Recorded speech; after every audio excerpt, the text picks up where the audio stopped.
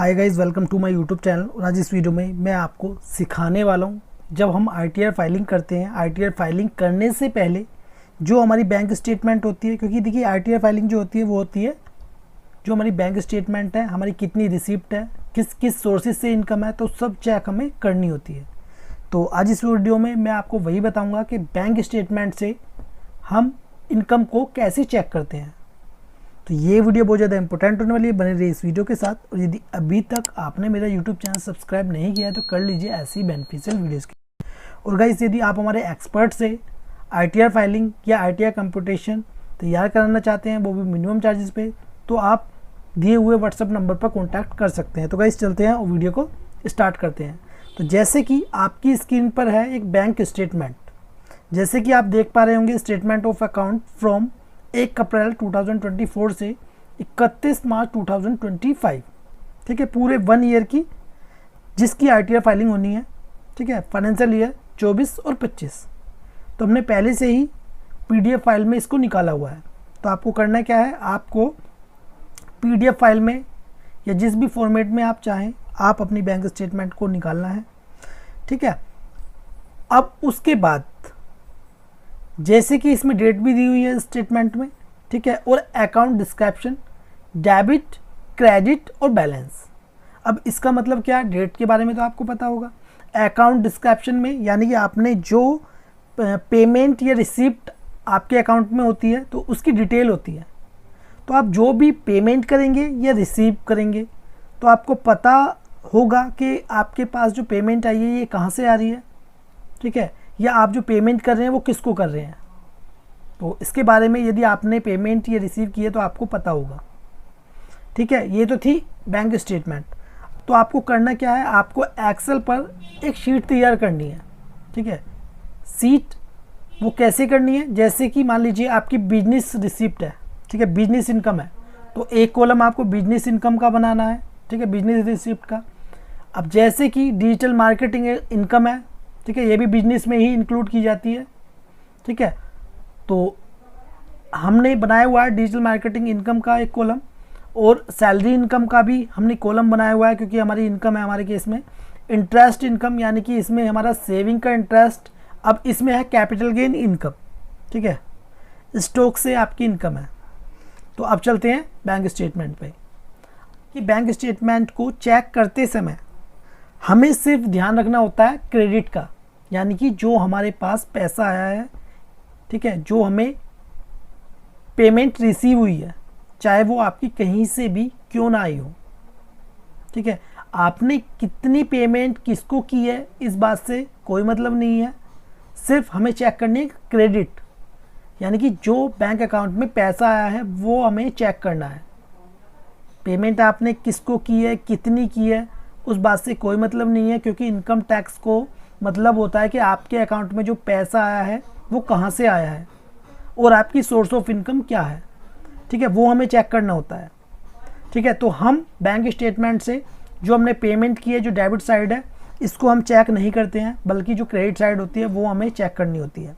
एक एक ट्रांजैक्शंस को हमें चेक करना होता है, ठीक है। क्योंकि मान लीजिए यदि आपने एक एक ट्रांजैक्शंस को चेक नहीं किया, ठीक है, और आपका इनकम टैक्स में कोई केस लग जाता है, ठीक है, आपको नोटिस आ जाता है इनकम टैक्स की तरफ से, और जो असेसिंग ऑफिसर है उसने यदि आपकी बैंक स्टेटमेंट को चेक किया, ठीक है, और चेक करने पर आपकी रिसिप्ट जो आपने आईटीआर फाइलिंग में शो की थी, यदि वो नहीं रहती हैं उतनी, तो फिर सभी पर वो इनकम टैक्स ऐड हो जाएगा, ठीक है। तो अब चलते हैं।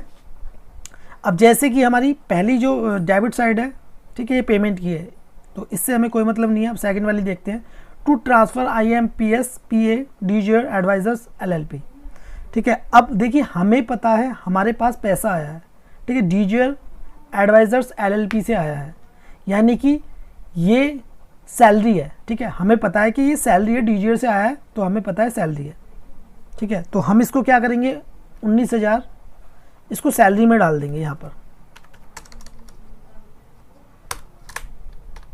ठीक है, 19,000 हमने यहाँ पर लिख दिया। अब उसके बाद है UPI प्रोटीन ई GOV टैक।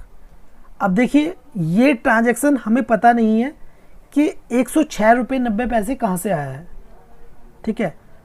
तब भी हम इसको किस में इंक्लूड कर लेंगे, बिजनेस में, ठीक है, इसमें हमने इंक्लूड कर लिया है। अब उसके बाद है 2500 रुपये 197 कम्युनिकेशन, तो ये हमारा बिजनेस पेटीएम। तो देखिए पेटीएम से जो भी पैसा रिसीव हुआ है, ठीक है, फ़ोन पे, गूगल पे या किसी भी UPI मोड से आपको पैसा रिसीव हुआ है तो आपको पता होना चाहिए कि वो किससे आया है, ठीक है। तो ये 2500 रुपये है, हमें पता है ये हमारी बिजनेस रिसिप्ट है, ठीक है। तो हम बिजनेस रिसिप्ट में इसको ऐड कर देंगे। अब उसके बाद है ये भी 1500 रुपये बिजनेस रिसिप्ट, इसको हम मान लेंगे। फिर 1 रुपया है इसमें, इसको भी हम बिजनेस रिसिप्ट में ऐड कर लेंगे। फिर उसके बाद है transfer UPI RRN payment from phone पे मिस्टर जोशी, ठीक है।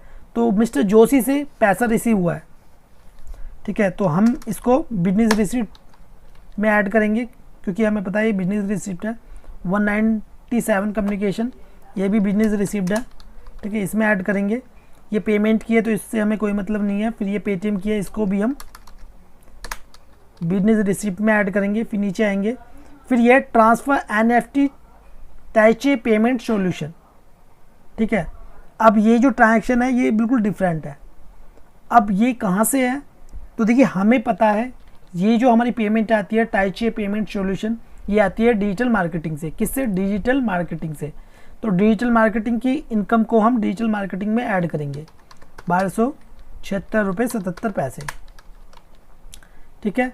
फिर उसके बाद 1500 रुपये RRN, ठीक है, ये 1500 रुपये, ये भी हमारी बिजनेस रिसिप्ट है। फिर उसके बाद है टाइचे पेमेंट, ये डिजिटल रिसिप्ट है, 130 रुपये 82 पैसे। फिर उसके बाद है 197 कम्युनिकेशन यानी कि पेटीएम, 2382 बिजनेस रिसिप्ट इसमें ऐड करेंगे। फिर 197 कम्युनिकेशन, इसको भी हम बिजनेस जो रिसिप्ट है उसमें ऐड करेंगे।